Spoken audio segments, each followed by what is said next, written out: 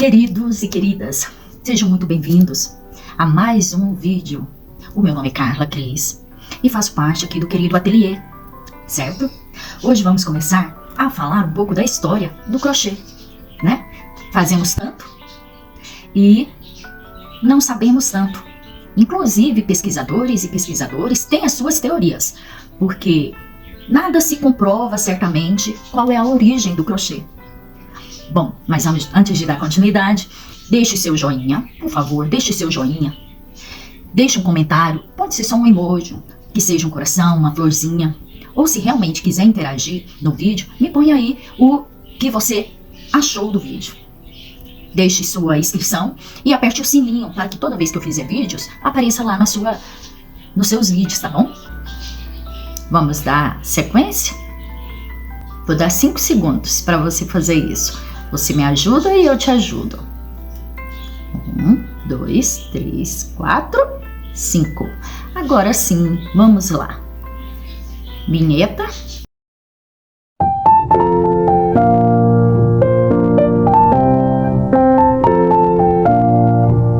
Com aquele abraço apertado para todos os artesãos, crocheteiros, crocheteiras, né, que temos aí nesse mundo afora. Não é só na nossa cidade. Goiânia, Aparecida de Goiânia, Goiás, é em todo o Brasil, em todos os países, que fazem dessa arte o seu dia a dia, né? Sua rotina, sua terapia, seu lazer, seu ganha-pão, tá bom? Parabéns a todos aí. Hoje é o Dia Internacional de Nós Crocheteiros. Onde se deu a origem da história do crochê? Olha, é bem difuso essa informação, porque a gente acha pesquisadores que falam que foi lá em 1800, mas já tem pesquisadores que falam que foi antes de Cristo, 1700. E também essa origem, de uma certa forma, se resume para quê? Para o que é hoje. O que nós hoje, com o crochê moderno, trazemos. Ou seja, lá na origem, diz que iniciou-se o crochê para fazer roupas masculinas para os homens irem caçar. Então eles iam caçar, então tanto eles quanto as mulheres, né, produziam ali alguma peça com fio e algum gancho para que tivesse rede para caçar, né, animais de floresta, tanto em rios, lagos, mares. Então, o que eu quero trazer isso aqui? Que tanto o crochê daquela época quanto hoje, ele é utilizado pela necessidade. Veja bem, tenho aqui algumas plantas, tenho cachorros, os cachorros comem as plantas. Eu faço crochê. O que eu faço? Eu faço suporte de planta em crochê. Tem os macramês, que o macramê são fios e nós com as próprias mãos. Agora, tem também o crochê. Eu gosto de crochetar. Tenho várias peças em macramê, mas a minha paixão é crochetar. Então, com a necessidade com que eu tenho em mãos, fiz o suporte de plantas em crochê. Então, lá na antiguidade, vários pesquisadores entram em comum esse fator, essa necessidade, que é a necessidade de alguma ação com o que tem em mãos. E daí se produz uma peça em crochê. Tá, agora vamos com datas, tá? Essas origens são bem certas, né? Alguns acreditam que o seu surgimento se deu na pré-história. Outros acreditam que foi 1500 anos antes de Cristo. E há quem diga que o crochê existe desde que o ser humano iniciou a civilização, as civilizações. Ou seja, como for, essa arte manual está na história há milhares de anos. Há indícios que no início o crochê existia para o vestuário masculino voltado para caça e pesca. E a arte era feita apenas com os dedos. Então, com os dedos seria o macramê, né? Hoje se utiliza esse termo. Já o crochê, como conhecemos hoje, tem sua origem no século XVI. E uma dessas teorias mais aceitas sobre o seu início mostra que começou na Arábia, no Oriente Médio, alcançando o mundo todo, em razão das rotas comerciais do Mediterrâneo, tornando-se extremamente popular nas tribos na América do Sul. Outra teoria, que a origem do crochê traz, é que se deu lá na China, pois os chineses faziam bonecas com essa técnica. O amigurumi, a gente logo pensa, né? E, ao que se indica, antes de existir indícios da prática no Oriente Médio, ou seja, antes mesmo dessas produções que iam dentro de navios, né, nas rotas comerciais, então já existia lá na China. Onde quer que essa arte tenha surgido, o fato é que ela se espalhou pelo mundo a partir do século XIX.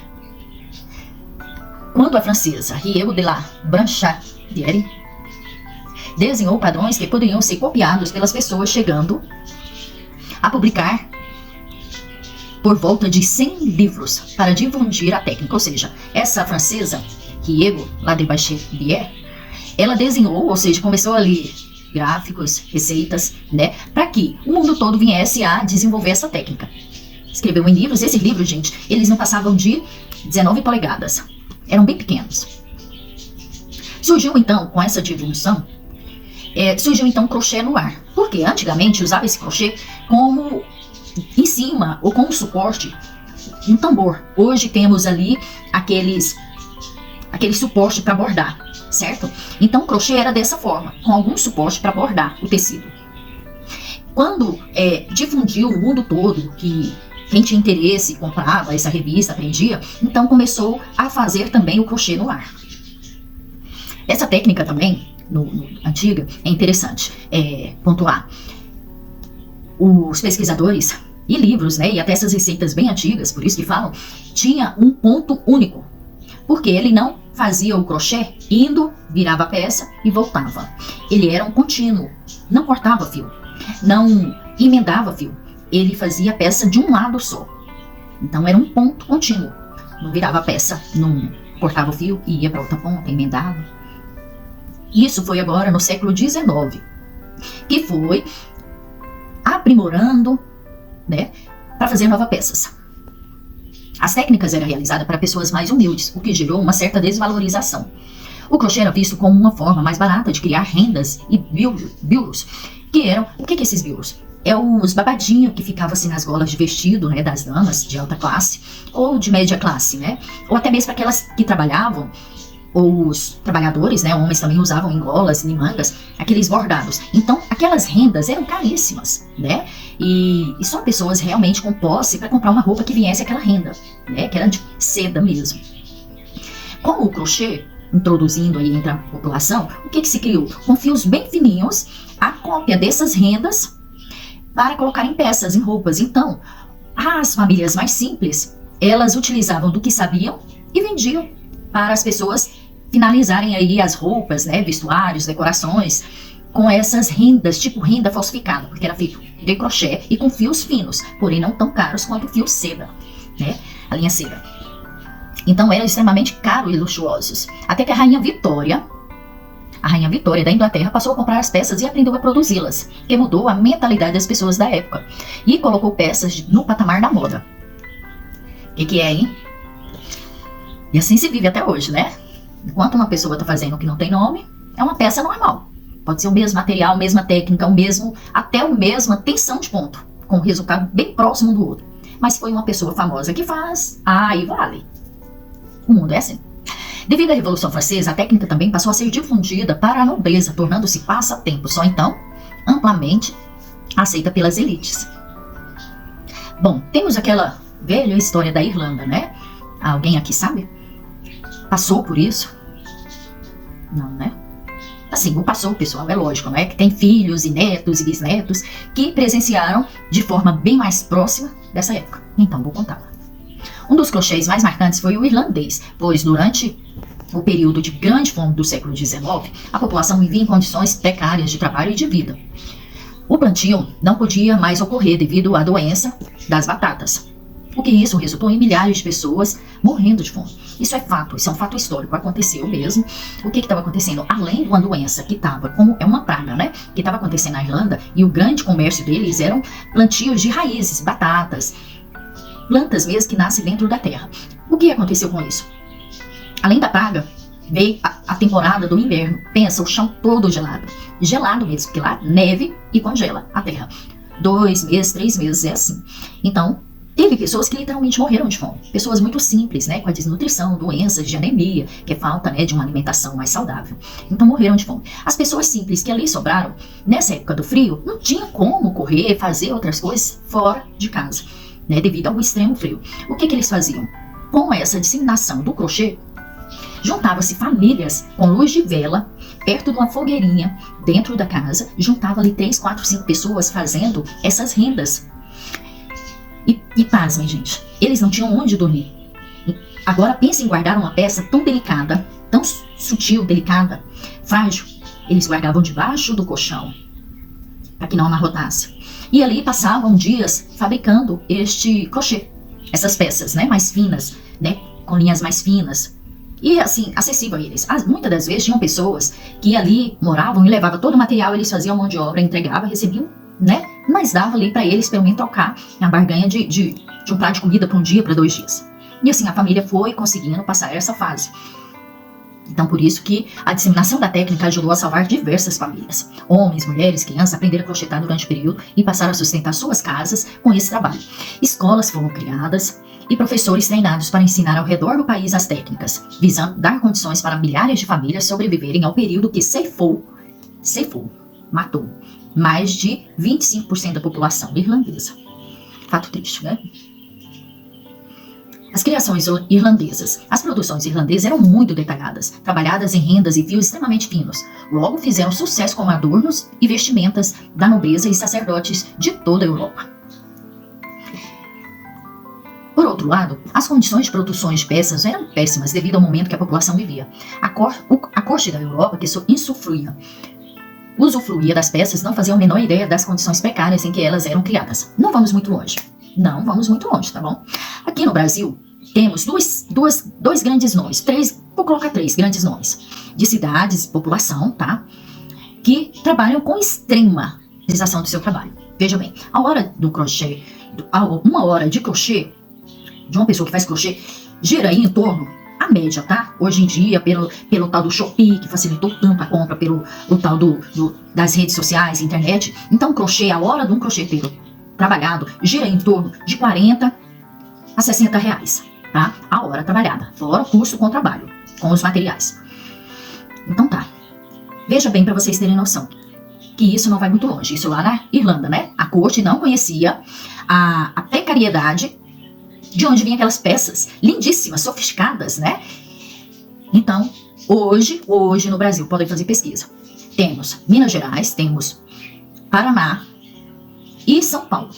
Temos aí crocheteiros que fazem sua hora de trabalho, a hora, 5, 10 reais. É brinquedo? Não, não é brinquedo. É porque elas querem? Não. É porque elas são inseridas assim no mercado. Onde elas trabalham já estão dessa forma, fixado. E para achar pessoas que compram a peça que ela faz, desenvolve, com um valor mais alto, ela não consegue, ela deixa de crochetar para poder divulgar, para poder conseguir. Então ela não vai ter material para vender. Então, dependendo da região onde que se está, até hoje isso acontece, tá? Querendo nós crocheteiras ou não, é realidade de muitos hoje, aqui no Brasil. Agora pensa em outros países que conseguem ser muito mais gananciosos ou precários do que nós, né? Bom, de toda forma, o crochê foi um dos fatores que ajudou a salvar milhares de famílias, milhares de pessoas da crise vivenciada. Com a imigração em massa, a técnica irlandesa foi levada para todos os cantos do mundo. Amém! Uma curiosidade técnica é que, apesar de ser chamado crochê irlandês, ela foi criada na Inglaterra e não por aí. A artesã era francesa e tinha suas inspirações nos crochês da Espanha. Ou seja, uma grande mistura, não é? E o crochê não é isso? Bom, o mais legal é que as técnicas podem se misturar diversas influências e acabar criando algo totalmente novo. Vocês sabem sobre as agulhas? Bom, as agulhas são encontradas na antiguidade, eram basicamente feitas com ossos de madeira. Os modelos específicos para o crochê começaram, na época, no século XIX, e o gancho era removível. Interessante, né? Posteriormente, com a evolução da tecnologia, as agulhas começaram a ser inteiras e com um gancho fixo. Hoje em dia, temos agulhas para todos os gostos, em aço, alumínio, bambu, acrílico e com cabo ergonômico. Crochês marcantes da história. Ao longo de todas essas técnicas, alguns crochês foram marcados devido às técnicas diferenciadas, ou momentos históricos, ou ainda devido à popularidade. Alguns deles foram o crochê de grampo, que está voltando em alta, tá? Temos aí, aqui no Brasil, tem muitas peças de roupas, chales, né, regiões mais frias, que se usa muitíssimo. Essas peças, né, mais quentes, são feitas hoje em dia, eu digo hoje em dia, vamos supor, 2023, está se expandindo muito rápido esse crochê de grampo. Alguém conhece? Coloca aqui. Alguém faz? Domina essa arte? Eu achei meio complicado, confesso. Tentei fazer. Eu voltei pro meu crochê com a agulhinha mesmo e a linha.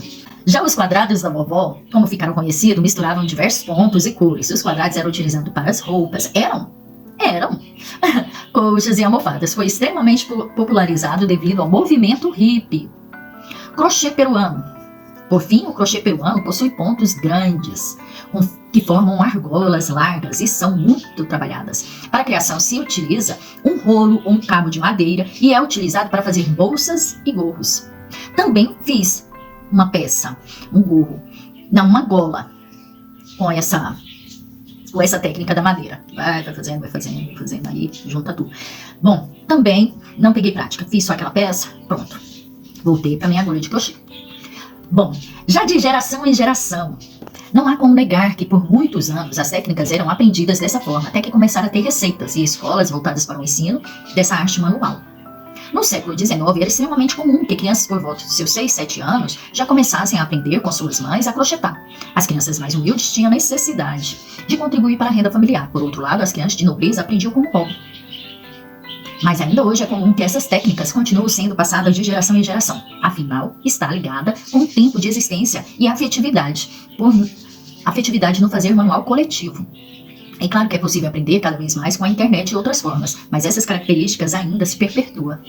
Na Segunda Guerra Mundial, houve a falta de linhas e lãs e diversas peças eram denominadas para criar por meio de crochê, casacos e meias para os soldados. E após esse período, a técnica volta a explodir na metade do século com o baby boom, elevadas taxas de natalidade. Em um mundo que começava a questionar tudo ao seu redor e as mulheres começam a ter um maior espaço na política, trabalho e em suas próprias famílias. O crochê era feito como forma de ascensão social ou apenas como hobby. Certo tempo depois, com os hippies, nos anos 60, surge a moda dos crochês muito coloridos e os quadrados, granny squares, utilizados em mantas e almofadas. A moda era mais descontraída, liberadora e natural. A arte do crochê, como bem conhecemos agora, atualmente, foi desenvolvida no século XVI. O escritor dinamarquês Lis Paludan, 1995, tentou descobrir a origem do crochê na época na Europa e fundamentou algumas teorias, das quais falamos algumas aqui no início. Uma das teorias é de que o crochê se originou na Arábia e chegou à Espanha pelas rotas comerciais do Mediterrâneo. Também há indícios posteriores que a técnica em tribos da América do Sul, que usavam adornos em crochê em rituais de puberdade. Na China, bonecas eram feitas com a mesma técnica, entretanto, o autor afirma que há evidências concretas sobre a quão antiga a arte do crochê é. Outra teoria da técnica de costura chinesa, uma forma primitiva de bordado que foi difundida no Oriente Médio e chegou na Europa por volta de 1700. Mas o crochê só começou a ser fortemente difundido em 1800. É interessante comparar métodos do crochê do passado com aqueles que usavam com o que usamos hoje. Nos padrões de hoje, o trabalho pode ser usado de ambos os lados, direito e do avesso, que estamos criando. Essa mudança veio aproximadamente na virada do século XX. Paludan, 1995, especula que a admoestação para manter a mesma tensão. Acredito que os ganchos do crochê eram da mesma espessura em que o fio, a fim de que a tensão dos pontos ficasse correta de acordo com o modelo.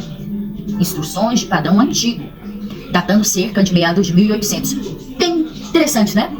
Veja bem, nossos ganchos, vou colocar uma agulha bem grande, tá? Essa aqui é de 7, tá? milímetros. Então veja bem, essa agulha aqui, veja que ela tem um pescocinho mais fino e aqui ela é da espessura aqui desse fio, tá?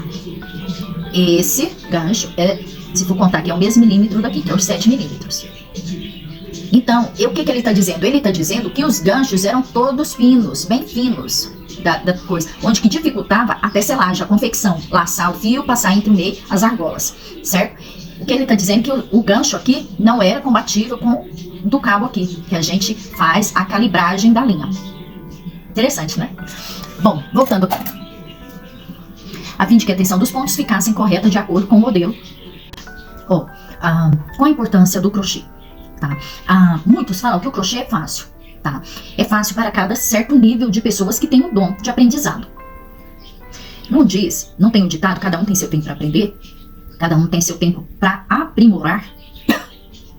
Então, segue essa mesma doutrina. O crochê, ele precisa de um alto nível de concentração. Ainda para as artesãs antigas, com muita experiência, na arte de crochetar, sabendo várias e várias peças, entendendo a lógica, eu digo que o crochê é uma matemática, né? Tem que ter uma lógica dos pontos para fazer a peça. Pode ser um suplá, um tapete redondo. Você vai ter que entender a lógica. E quanto mais técnica, mais perfeito vai ficar a sua peça. Então, ainda que venha as artesãs mais experientes no crochê, com a prática, com uma tensão de ponto já estabelecida, né? Não fica frouxo, não fica apertado demais, não fica frouxo demais. Então, ela já tem uma tensão de ponto ali já, ok? Quando ela pega uma peça diferente e com um alto nível de elaboração, né? Então, ela vai ter que concentrar nos pontos. Ela vai ter que concentrar ali na lógica daquela peça. Vou dar um exemplo. Uma roupa, um biquíni. O biquíni, que seja só o biquíni com a rendinha, coloca aqui e amarra nas costas. Tem que contar pontos. Tem que entender que aquilo ali vai ser um busto, né? Ele vai ter que segurar o volume dos seios. Então, na hora que tá fazendo os pontos, a artesã tem que entender ali e concentrar. Então, você pega uma peça diferenciada, ela já tem a lógica dos pontos, porém ela tem que ter ela não tem decorado quantos pontos, né? Aonde que deve fazer mudanças, aplicar cada ponto. Nós temos os pontos básicos, a correntinha, ponto baixo, a correntinha, ponto baixíssimo, ponto baixo, ponto meio baixo, meio alto, ponto alto alongado, ponto duplo, né? Esses são os pontos básicos. Diante desses, a gente desenvolve outros pontos. Eu falo motivos, né? Que são aqueles ponto fantasia, eu falo que é motivo, que são os motivos. Então, no crochê, ainda que seja essas artesãs experientes, ela vai ter que contar os pontos, até decorar. Quer ver um exemplo? A gente sabe músicas de cor. O ser humano é amplamente apaixonado por músicas, sejam religiosos, sejam, né, de diferentes segmentos. Quando sabemos a música, cantamos ali, ó, vamos cantando, sabemos a letra, sabemos o ritmo, as notas, tudinho. Cantamos e acompanhamos o cantor. Quando entra música nova, a gente vai devagarinho aprendendo, certo? Entendeu essa comparação? Essa analogia? Ótimo. Então, quem fala aqui, crochetar é fácil? Não, não é fácil, mas é amável passar por esses obstáculos. A lógica de terminarmos uma peça e falar, eu fiz, era só uma linha. Veja, era só uma linha e eu consegui fazer uma peça, é extasiante. Extasiante. De qualquer forma, crochê nos acalma. Crochê nos concentra. O crochê nos faz sentirmos úteis para nós, principalmente.